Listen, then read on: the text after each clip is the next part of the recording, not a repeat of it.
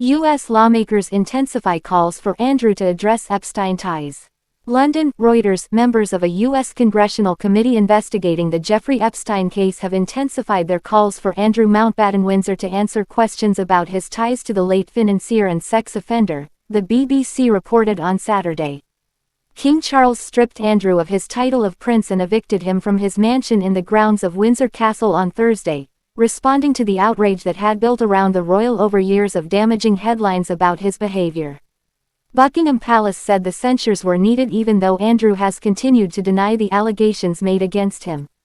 In the U.S., the King's move led to more calls for Andrew to reveal all he knows about Epstein, particularly in the light of the expression of sympathy for victims of abuse in Thursday's statement from the palace. The BBC said at least 4 Democrat members of the House Oversight Committee investigating the U.S. government's handling of the Epstein case had renewed calls for Andrew to testify. It quoted one of them, Democrat Congressman Raja Krishnamurthy, saying, "Come clean, come before the U.S. Congress, voluntarily testify, don't wait for a subpoena, come and testify and tell us what you know. Not just to give justice to the survivors but to prevent this from ever happening again."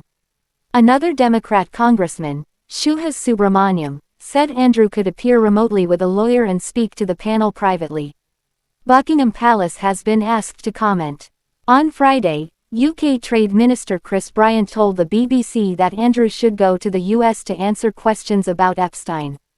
Separately on Saturday, the police watchdog for England and Wales, the Independent Office for Police Conduct, said that in light of media reports about Andrew it had contacted the Metropolitan Police to understand if there are any matters that would meet the criteria for a referral to us. In response, a spokesperson for the Metropolitan Police said that in 2016 officers had concluded that other jurisdictions and organizations were better placed to pursue the specific allegations and a decision was made not to proceed to a full criminal investigation.